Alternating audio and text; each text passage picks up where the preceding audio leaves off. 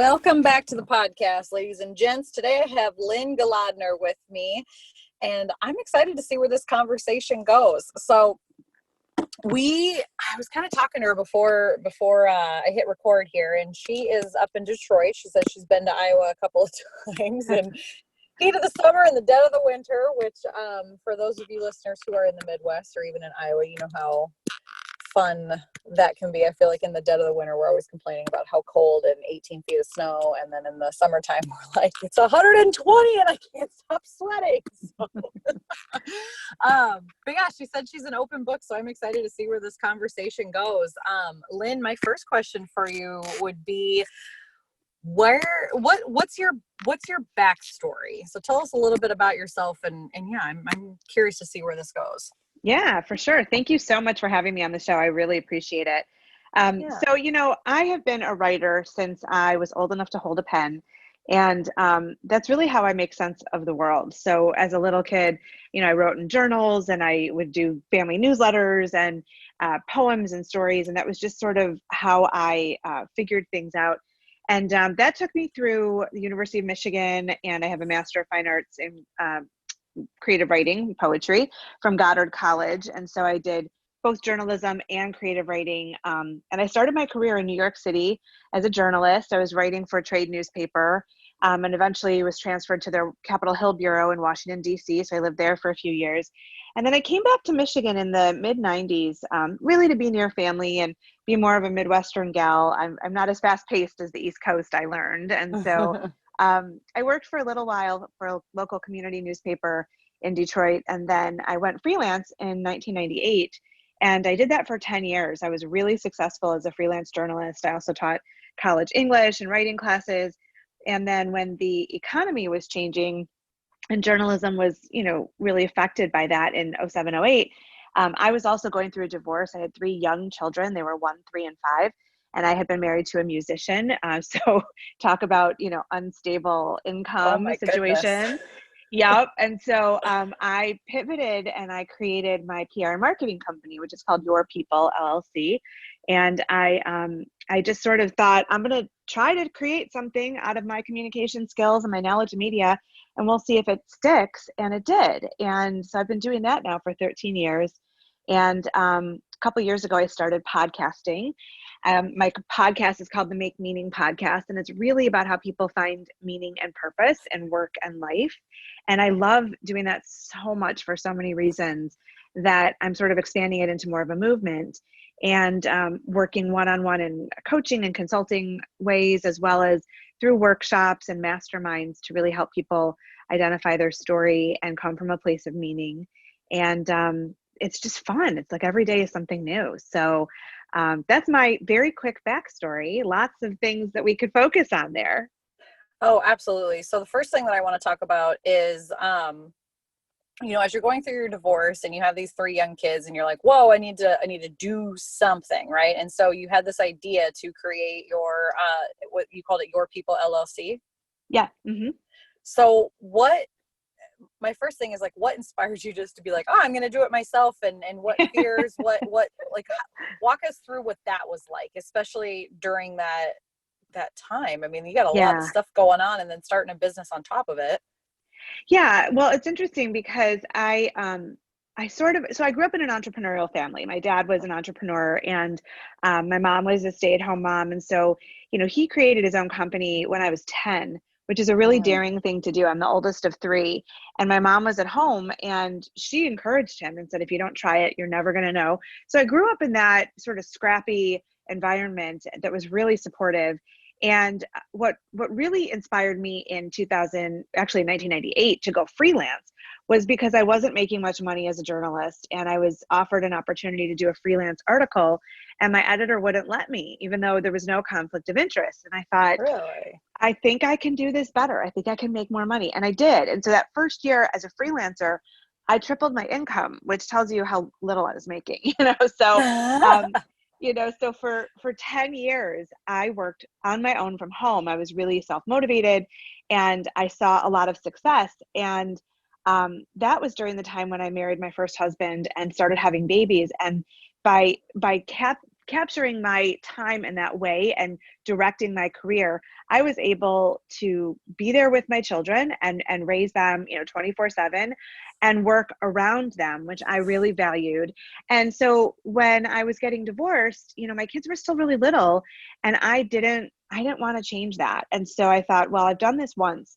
I can do it again. And the worst thing that happens is nobody wants to be a client. And I have to move in with my parents in my late 30s, which I did not want, but I knew that I had a safety net. And so I was really fortunate in that way. And I had already started sort of a business as a freelancer. And so, it was interesting. I had this instinct. This was when Facebook was getting popular, and I was sort of like looking around and trying to figure out what was going on. And we had this illusion of connection through, digital sources, that we thought we had connections all over the place, all over the world, but we were doing it from behind screens. And so there was this loneliness epidemic that was coming up as well. And I thought, at the same time, businesses had to sort of reinvent themselves. We have all we need. There's lots of competition. So how could a business stand out from their competitors? And I sort of put the two together. And I had this thought that if, a business could truly authentically care about its customers and fill some of that void that the loneliness was creating, and then, the customers actually felt like somebody cared about them, that there'd be a win-win. They'd want to patronize the business. The business, would get loyal customers, and it would just sort of be a win-win. And so I really had this hunch that you build business by building relationships. And my first client was a grocery store chain in Metro Detroit, family owned, and the CEO was this amazing guy. We worked very closely together, and he told me about 6 months into working together, I kind of think your idea is really dumb. I was devastated. I was like, oh my gosh, this guy that I totally admire and respect, and he thinks I have a horrible idea. What's going to happen to me?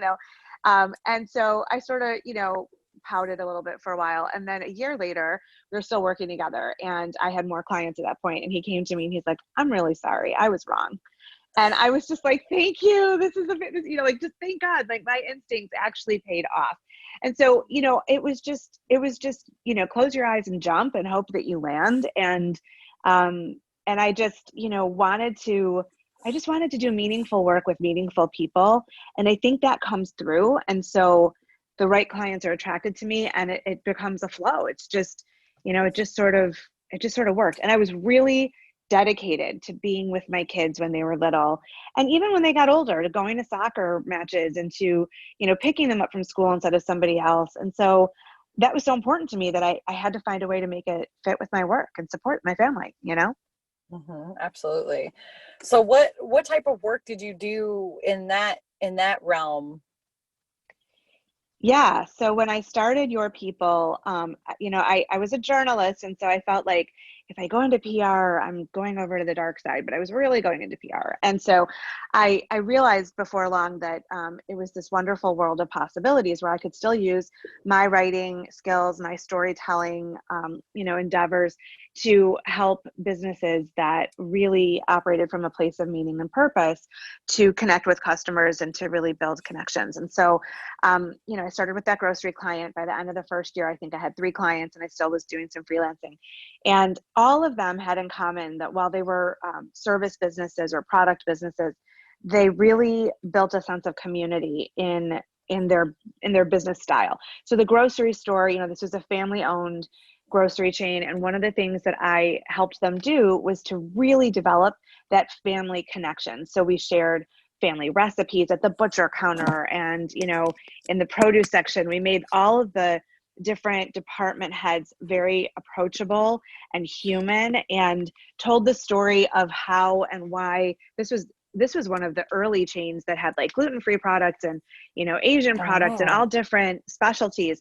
And so it became sort of a community gathering place. So I created events in store that gave people opportunities to linger and to have conversations. And we created different communication channels like e-blasts, and built up their social media, redid their website, and all of that I continue to do for clients. But we also did media pitching and getting them on TV and on the radio and newspaper and whatever. And it was just about, figuring out who the audience was and how they needed to interact. And so one of my favorite things to do with that client was help the CEO write his blog. And so he was a really smart guy, and I love writing, and we would sit there for like hours agonizing over words, and it was like the most fun I've ever had, but it built like a sense of, I know the CEO. So like, I'm not just going to buy my produce. I know the CEO, and he's going to walk up and down the aisles and say hi to me. And he did. And so that's the kind of thing I do with companies, is I really help them to humanize what they do and build a sense of community around what they're doing, what they're giving to the world. I love that. And so when did the shift happen into the make meaning movement? Yeah, that's more recent. So I started Your People in 2007, and have been growing it, ever since. And then 2018 is when I launched the podcast, but Okay. it was sort of in my mind for a while as I was trying to create it. So a couple things really inspired it. The first is that way back when, early in my journalism days, all the way through, I've written about how people find meaning in the mundane. So just ordinary people living extraordinary lives. And that's always fascinated me. So that's been a consistent theme throughout my career. And then my dad and I were super close. He, as I said, was an entrepreneur, was my best business advisor. So I would go to him anytime when I was trying to negotiate a contract or wondering about a client interaction or whatever. And in 2017, he was diagnosed with acute myeloid leukemia. And it was just out of the blue. My family's pretty healthy, and this was an incurable blood cancer. And so I thought, my life needs to matter. I need to make sure I'm doing things that are very meaningful. And I wanted to just put out there stories of meaning and purpose. And so my dad was my first podcast guest. He was the first episode, and we launched on his 80th birthday, which we didn't even know if he would make it to. He did. And then on the 1-year anniversary of the podcast, he was my guest again. And then he unfortunately passed away in January of this year. But it was really just sort of the inspiration to, while we're here, really capture what is remarkable and offer it to others, so that we can sort of create this web of meaning and connection. And as close as we were, and as much as we talked throughout my whole life, those episodes, I learned so much more about him, and gained so many more lessons and that kind of thing. And so it was really about building a legacy that sticks and that really is inspiring. And so that's when everything started. So that was just a couple of years ago. Well, first I want to say I'm sorry to hear about your dad. Thank you. That's tough. But in those episodes, you just said that you learned so much. Like what all did you learn that you didn't already know? Or was there like aha moments where you're like, oh, it makes sense now? It's funny. I'd probably have to go back and re-listen to get really specific. But, we talked about his early career. He was a teacher before he went into the metals industry. That's where he was an entrepreneur. And so he told some detailed stories about how he happened into these two different career focuses. And one of them was that my grandmother said to him, if you become a teacher, you'll always have a job. And so that's why he, pursued that when he was in college in the 60s. And he told some stories about some of the students that he worked with.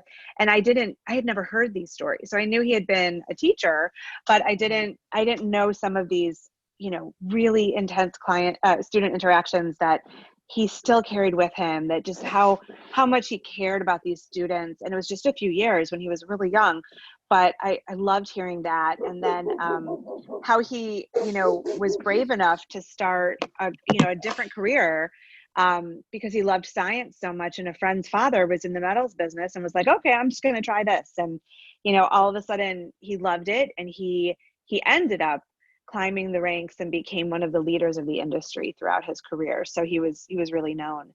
And so that was just fascinating. And he talked a lot about, how important it was to him to be a father and a grandfather. And, there were, it's almost going to make me cry to recall it, but it was just really special because my dad was a no nonsense guy. He wasn't, he didn't get into like fluffy stories. He was like very, call it like it is. And all of a sudden there was like this emotional outpouring that was just so precious. And so it was really special. It was really nice to do that. I love that. And then those things you'll have with you forever. Absolutely. Absolutely.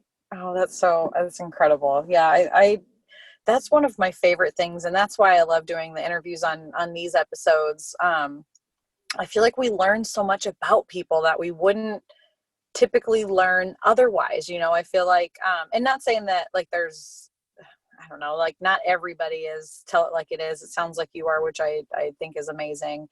But a lot of people, they just want to say like the highlight reel. They just want to say like the fluff stuff, like, oh, look at me, look at all the things that I did. But hearing some of the hard things or the more meaningful stories, it just really connects that human part of it, that relationship, like you were talking about in the beginning, and then in a sense, those people become lifelong clients or lifelong friends, or you feel way more connected to those people versus just Yeah. saying something that's like, oh, here, boom, come buy this thing over here.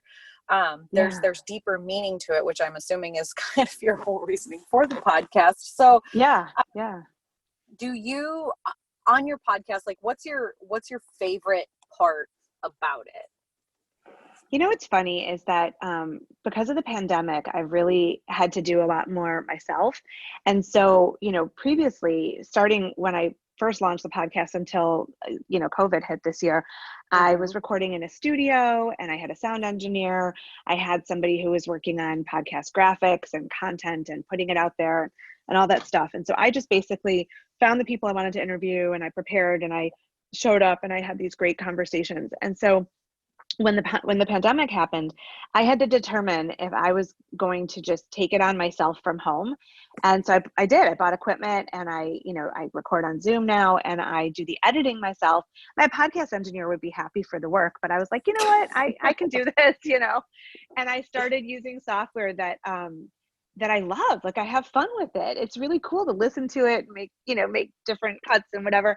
And I'm doing all the marketing now for it because I'm just like knee deep in the interviews. And so I do love the conversations. I love hearing people's insights and their journeys and what pivotal moments they've experienced that sort of the light bulb went on and they went in a new direction. And I love being able to bring them out into the world.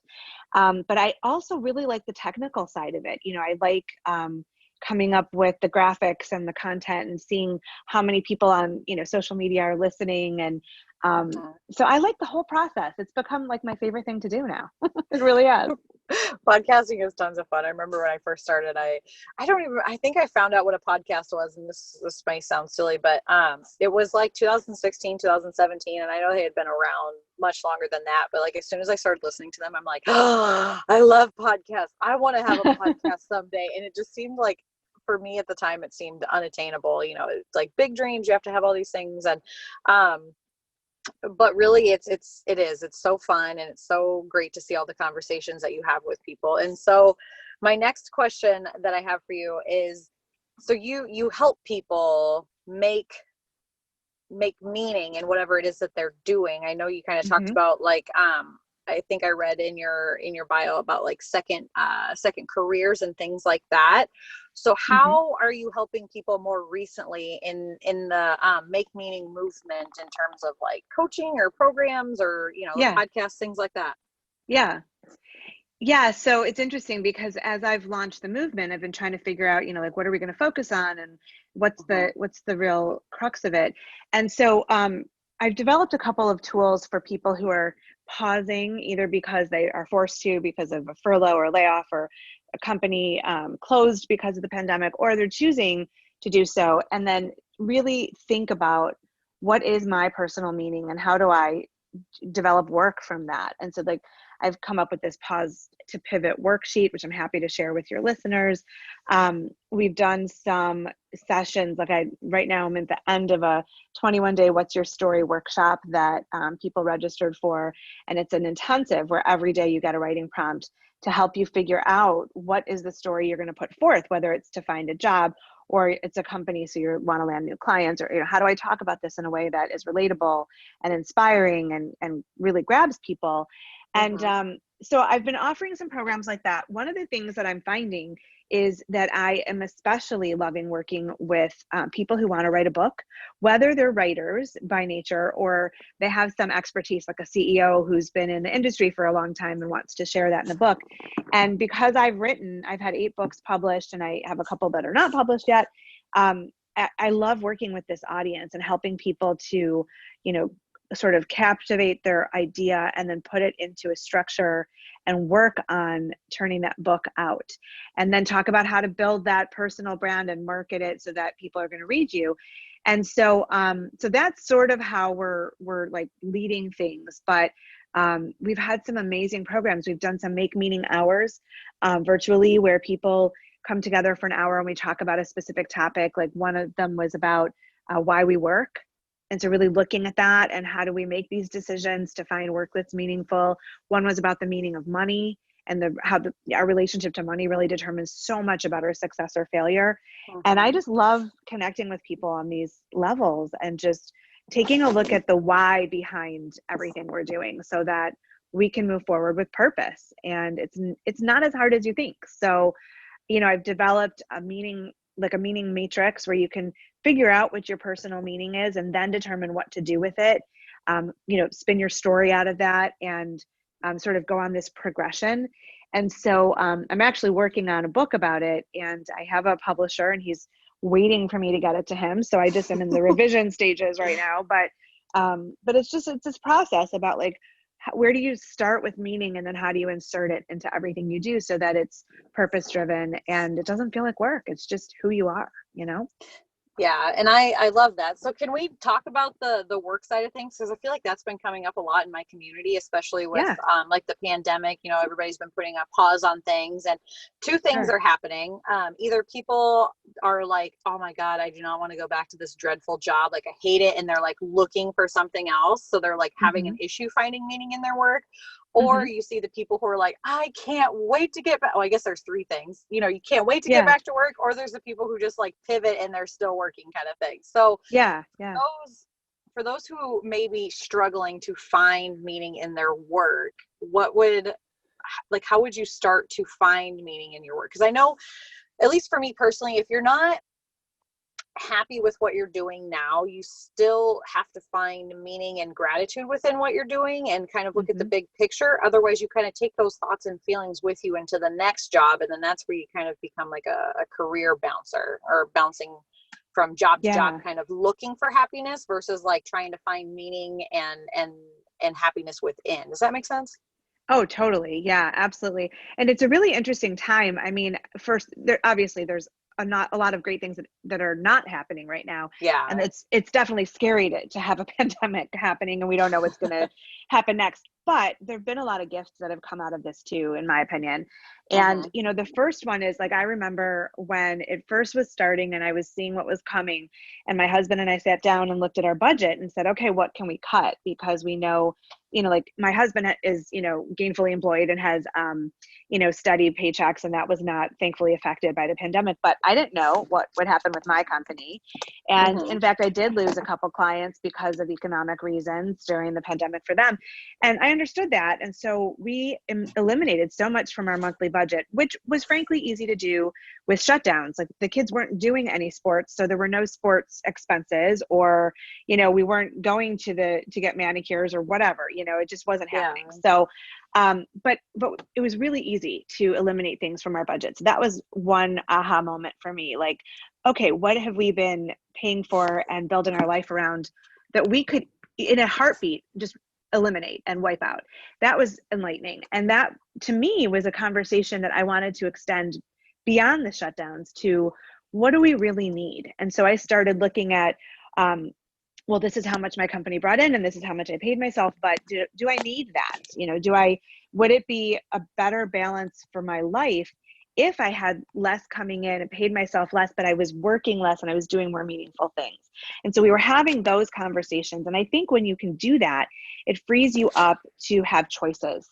So if you don't need to pay, this much anymore for these activities that you were really tied to, then you have some freedom to maybe make a little less and have greater satisfaction. And so that money conversation is really important at this time. And then the other thing is that I really believe that each person is here for a reason. And I think we spend our lives trying to figure out what that reason is. Some people more than others, but each person brings something unique to their community, to their, locale, whatever it is. And I think it's a disservice, not only to yourself, but to everybody else if you don't figure out what that is. And so when we can stop and say, well, what was I uniquely brought here to do? Then we can make decisions that help us get there. And we're better for it. And the people that we're impacting are as well.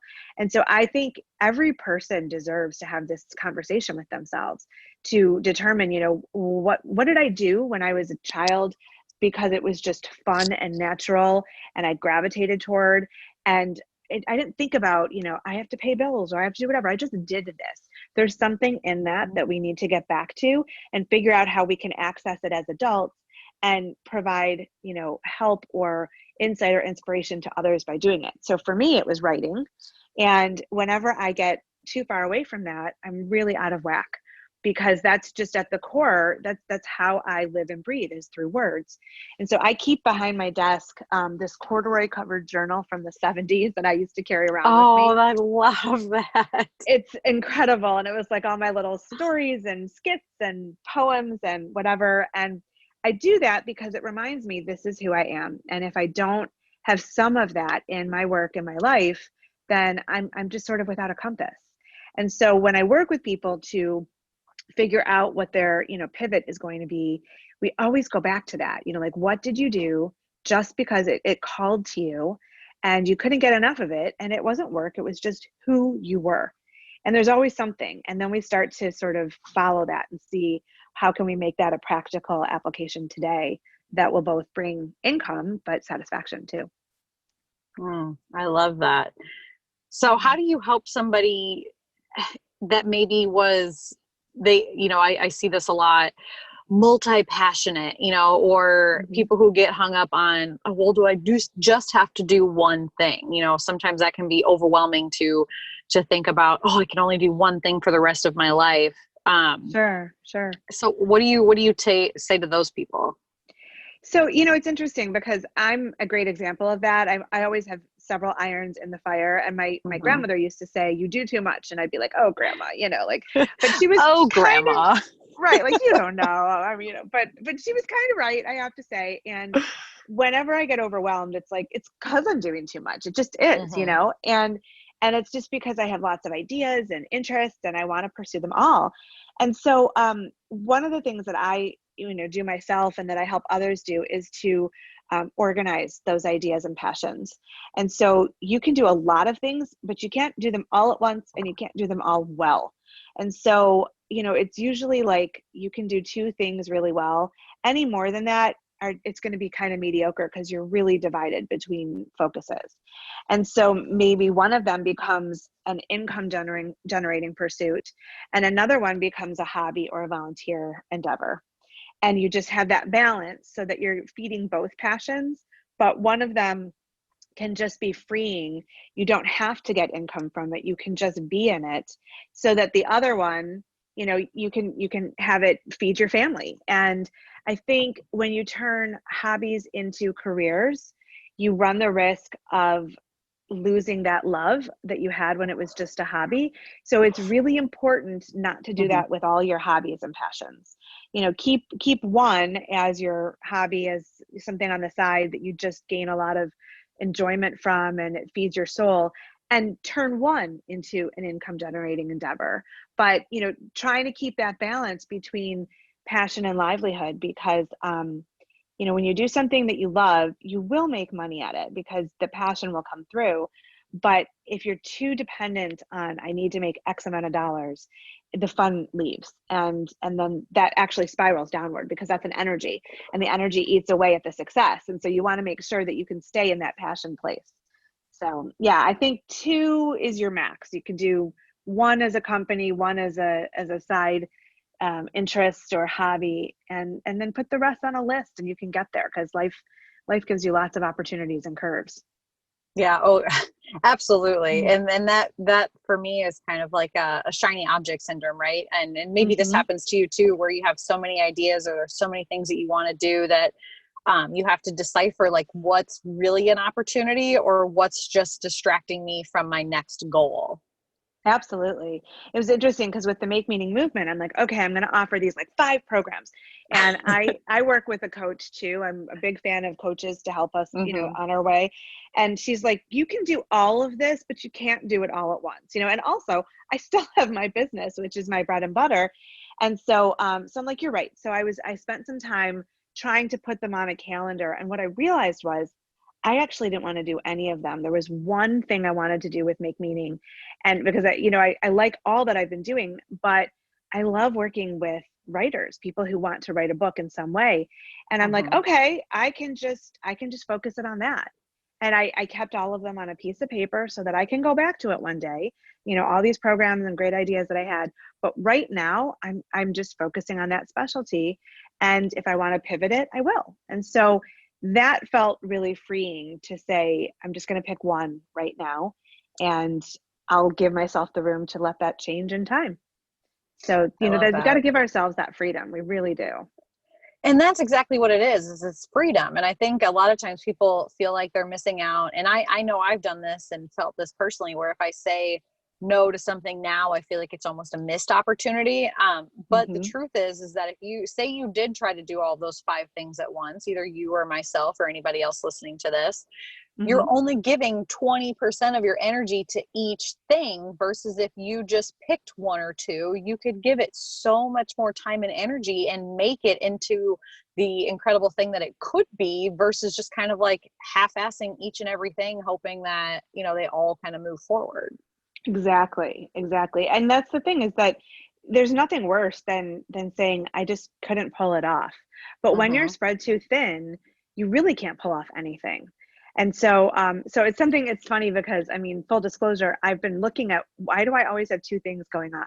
Like I have a company and then a podcast and then a movement, and why am I Same, doing that? And same. so it's like a little bit of therapy on myself there. But I feel like I have to put it each in its place. So with the business, I know specifically who the audience is and what I want to do there, and just really work on that. But then with the podcast and the movement, just to be crystal clear and take it one step at a time. Like there's time for everything, but let's do Mm-hmm. one thing well, and then we can add another if that's what feels right at the time. I like that. There is time for everything. I feel like we as humans, we especially because there's 2 different types of time, and I'm not going to remember what they're called, but basically there's linear time and there's another word for time. But we as humans feel like we're constantly running out of time, when Sure. in reality, you could do this in a couple of years. You can put this on next year or the year after or the year after, right? You don't have to do Hmm. everything today. It's just taking it Sure. in bite-sized pieces. And I think that's where maybe a lot of individuals experience, stress or overwhelm or anxiety or decision fatigue or shiny object syndrome or all of these things, Hmm. because we're not truly focused. Right. Right. I mean, you can't focus on several things at once. And one of the ways you find meaning is to really just be in this moment. So it's Mm-hmm. interesting because over the past few months, I usually like to swim and play tennis. Those are my exercise outlets. And I really haven't been able to do either one. I can play tennis now, but I can't swim yet. And so I've been doing walks every single day outside. And that was in the cold and it was in the heat and whatever, just to like be out there, breathe in the fresh air, listen to some podcasts, that kind of thing. Yeah. And sometimes we'd go to the woods and we'd go hiking on trails, and sometimes just in the neighborhood. And even if I did the same route in the neighborhood just on an early morning, it was always different. And I was always noticing things like details. And I love that sense of being present and just Mm-hmm. noticing where I am at this moment. And so when we can slow ourselves down and really focus on something that we're meant to be doing, I think we do it better and we have more life satisfaction too. And so Mm-hmm. being present is hugely important. And if we spend all the decades of our adult working lives not being present, but just sort of in this race to produce and to ascend the ladder and, check off the income boxes and whatever, we miss all of those important moments. And, I remember I'm at the end of my 40s now. And when I got into my 40s, my dad said to me, oh, it's the best decade because you're like, your kids are older and you're in your career and you're just sort of coasting. And it's like, and it's true. And it's like, well, why not just stop and really revel in where we are at every step of the journey, you know? Mm-hmm.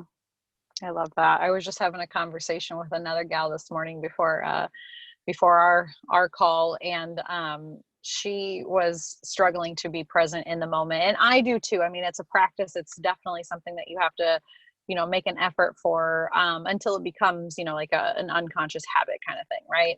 Yeah. Yeah. And so I said, well, let's just take a moment and let's just like breathe and like look around you, and what do you see? And even for me, I'm like, I'm looking at the grass, and there's different shades of grass, there's birds out this window, and then I'm looking at my house, and I'm like, oh, there's something that needs to be fixed there. But these things that are always there, the birds are always singing, the grass is always growing, the whatever it is, but we've just become almost on autopilot, or we're so focused in our own ego, our own what's next, that we forget to stop and literally smell the roses and say, I am so happy that I am breathing today, and all of this magic that is constantly happening around me with little to no effort.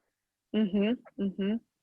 Absolutely. I mean, that's the sweet spot, is when it doesn't feel like effort. It's just automatic. It's just where you're meant to be. And I think we all deserve that. I think it's really important to figure that out and get to that place, because it makes me so sad when I hear people talking about spending their career in a job that's okay and that they can do in a fine way, but they just don't love. And it's like, punching a clock and waiting until retirement is available. Like, they're looking toward the end instead of being where they are and deriving like amazing insight and inspiration from what they're doing, and I just Mm-hmm. think it's so attainable for whatever your interest is. Why not give yourself that gift? Yeah. And I wonder if people get caught up in that comparison mode because, sometimes our idea of success is based on what somebody else's success looks like. And that Mm-hmm. may or may not be a highlight reel. And so we kind of forget to look inward and say, what brings meaning to my life? What do I enjoy? And so I think it's really cool that you kind of tell people to look back and what did you do as a kid? What would you do today if like money were an option, and Yeah. seeing the different responses to that. Yeah. I mean, I think that a lot of people have never done that. And it's so easy. I mean, it's something that we can all do. And then it's really exciting too to go back there and be like, oh yeah, I love doing, whatever. So, it's interesting. I have 4 kids now, and they're all teenagers. And one of my daughters has always loved baking. She's super creative. And when she was 10, she did this July 4th baking contest and like won the whole thing, not the kids division, but like the whole thing. Oh my gosh, And that's I know, awesome. yeah, she made these like red, white, and blue cake pops. They were so cool. But she'd never entered a contest in her life. She was 10 years old, and she's like, I'm going to do this. And then she won the whole freaking thing. So anyway, so she's always done this. And so during the pandemic, she's been baking like crazy and making these gorgeous cakes. She's 16 now. And she just decided to start a business, and she put up a Facebook page, and she has these cake orders now, and they're really incredible. And I wonder where she'll end up taking this. Like, I know she's thinking tangibly toward college about doing something with nutrition. So I'm glad that she's following that instinct and she's trying to, see where it'll take her. But I'm interested to see in 10 or 20 years if there's some kernel of baking or the creativity that came with it that remains with her, because it's clearly such a passion.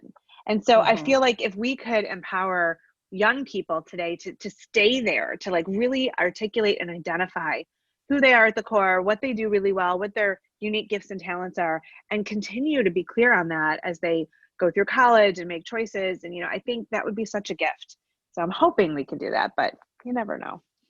Well, and that's the thing. It's like, I feel like as we get older, somewhere along the way, we kind of fall off that path, whether that's Mm-hmm. society or culture, or, maybe people's parents can pressure them into, going a certain career. Like I know that I've talked to people before where they're like, well, the only reason I went to college for this is because that's what my parents said that I had to go to college for, and again, it's that like looking outward for that validation of what you should be doing with your life. Yeah. I don't know. What's your take on that? Well, I think as a parent now, I understand the instinct of wanting to make sure that your kid's okay. And I Mm-hmm. had, I mean, my dad, as supportive as he was, when I wanted to do a Master of Fine Arts in creative writing, he's like, I'll pay for law school, you know? Yeah, exactly. And It's a bribe, like. right. And I'm like, listen, an MFA is like a quarter of the price of law school. Can you pay for that? Which he did. I'm happy to say it was very generous. But I understand that instinct, especially in that case, because like what's a Mm-hmm. degree in poetry going to do for you? But but Yeah. there's you want your kids to be okay. You want them to find success and not have to struggle. And I do get that. But I also think that it's a matter of perspective. And so, one of the things that I've tried to do really mindfully with my kids is to raise them with the idea of choices and Mm. the idea about to have a healthy relationship with money. And so I include them in our monthly budgeting. We're very big on being debt free. And I explain that to them. And I'm very clear on, why and what is possible and how not to build debt so that you're not living beyond your means and you can actually afford your life. And I hope that sinks in, because then when they make a choice, like one of my kids wants to be a math teacher. And so he knows he's not going to make a ton of money, but that's really where he loves math and he loves exciting younger people to really get into math and everything. And so if he knows going into it, this is going to be the parameters of my life, and that's where I, derive happiness, but I'm not going to have a lot of money to work with, and he makes his peace with it, then great. I'm okay with that.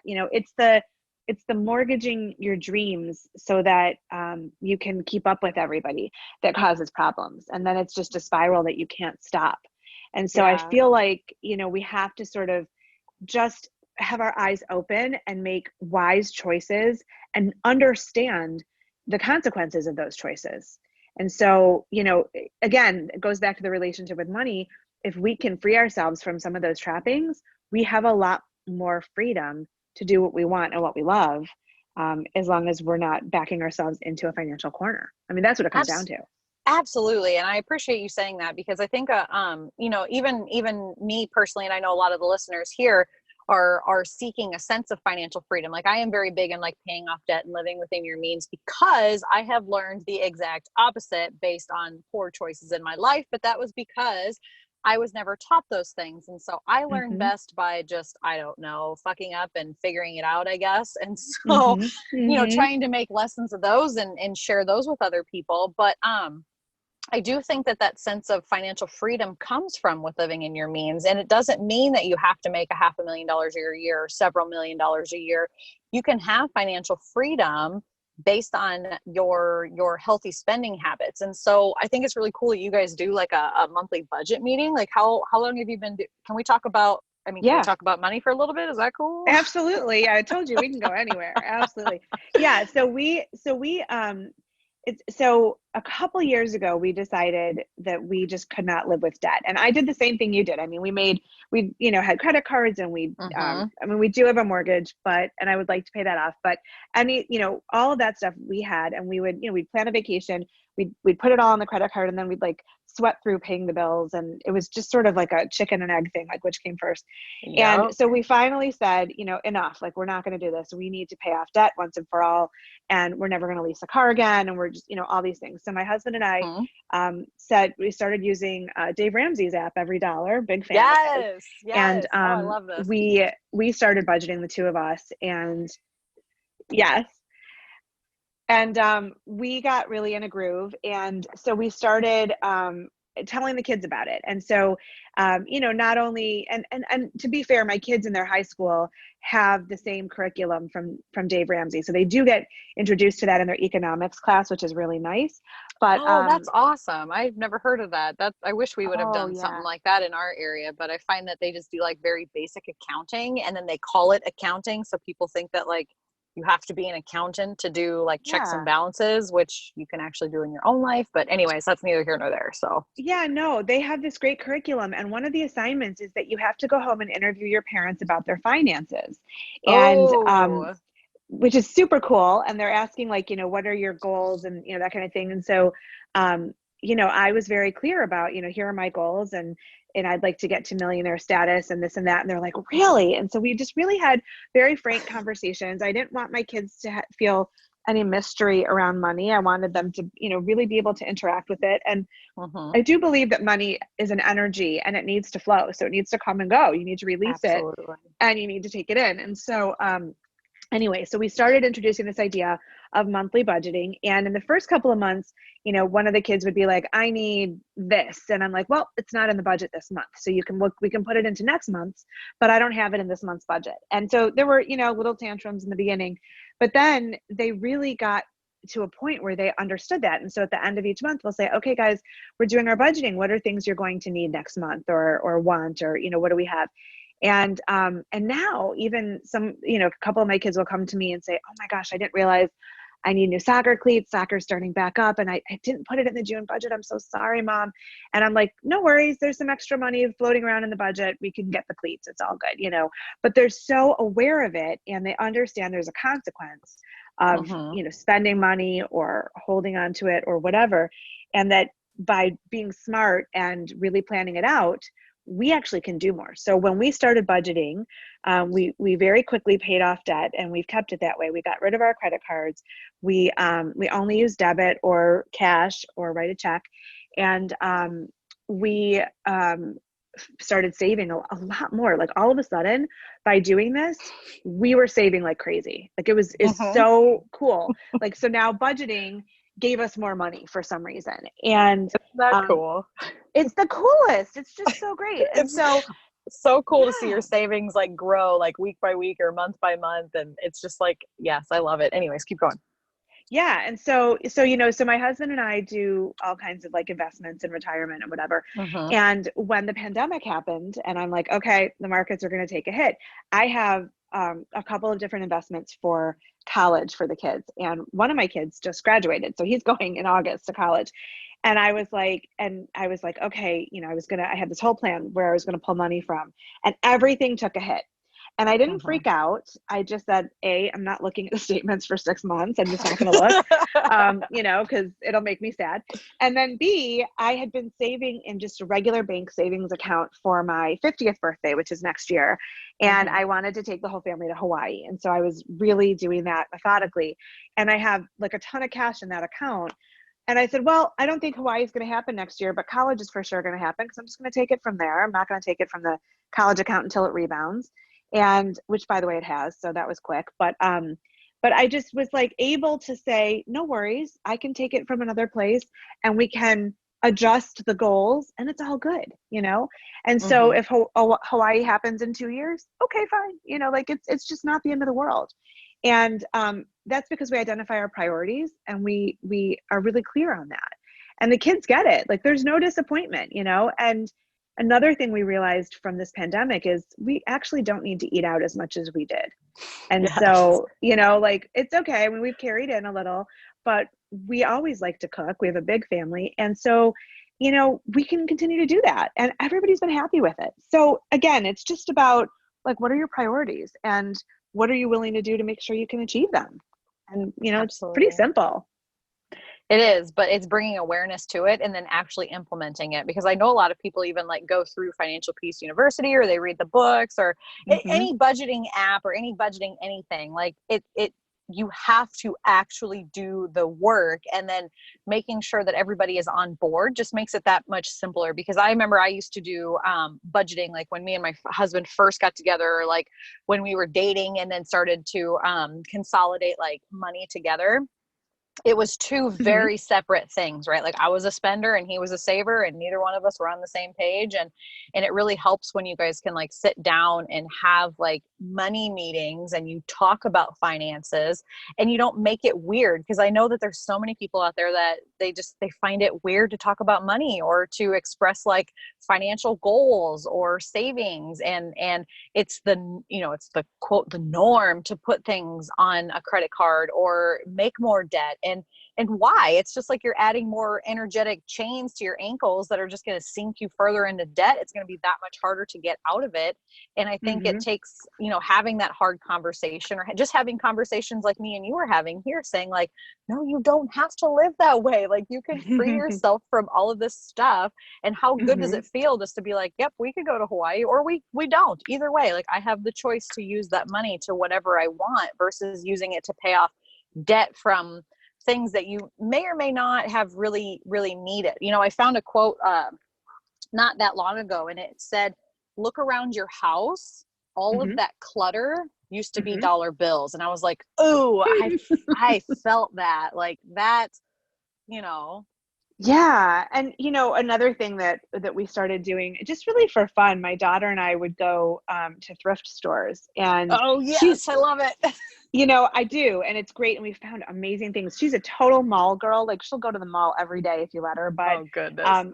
But she got into thrifting, and we found some amazing things. And she was like just over the moon, you know? And so it's like, you can still go to the mall, but you can also balance it. And, you know, for certain things we'll go, you know, buy in the glossy, shiny stores, but other things, let's just look around and be smart with our expenditures. And so, I think it's really empowering when you have that healthy sense of money as energy, and, you know, letting it flow and understanding the consequences. The sky's the limit. I mean, you could do anything, go anywhere, be who you want to be. And that's really what it gives you. It's huge. Mm-hmm. It's just another sense of freedom. I love it. Yes. Yep. Totally. All right. So to start wrapping this up, because I feel like we could talk about money for another half an hour forever. So just start wrapping this up. I know we kind of covered a lot of topics, but what's like one or two things you want to leave our listeners with today? Yeah. So I think that this question of meaning and purpose is not something you can put off. You've got to get on it like right now, because I think that informs the rest of your life. And so if I can inspire people to start thinking about that, to start going back to that place of who am I at the core? What am I here to do? What was I meant to change? How was I meant to change the world? That's really big. Of course, I'd love it if they'd listen to the Make Meaning podcast, which you can find anywhere. But I also think that if somebody's listening and they're in business and they want to talk about this marketing and PR thing, it still goes back to meaning. It's really like, why are you doing what you're doing? Who are you? How do you want to impact the world in a really human and relational way? And if you market from a place of meaning, you're likely to win much more loyal customers and have a deeper relationship with them, because it comes from a place of depth. And so I think that meaning is really crucial, and there's just no time like the present to figure it out. Absolutely. I love that. So where can people find you? Where can they find more? What do you have going on right now that people can be a part of? Well, as my grandmother used to say, I do too much. So you can find me in a lot of places, but definitely at makemeaning.org or at yourppl.com. And I'm on Facebook, Instagram, Twitter, LinkedIn. Definitely mention that you heard me here, and I'm excited to chat with you. If anybody wants that Pause to Pivot worksheet, just let me know at any of those places. I'll happily send it to you. And I'd love to hear that you listen to me on this show and start a conversation. I love that. Thank you so much for having this conversation with me. And I love that you were just like an open book coming in. I'm like, I don't really know where this is going to go, but let's just have a conversation. So I appreciate thanks for the opportunity. Yeah, it's been great. It's lovely to talk with you. So thanks so much. Thank you for listening to the Sasha Davis podcast. It would mean so much to me if you could take 3 seconds out of your day and leave me an honest review on your podcast app, or take a quick screenshot and share to your social media and tag a friend, letting us know what you enjoyed most about this episode. And as always, for free resources and ways to work with me, head on over to my website, sashadavis.com, or send me a message on Facebook or Instagram at sasha.davis. And I hope you guys have a kick-ass day.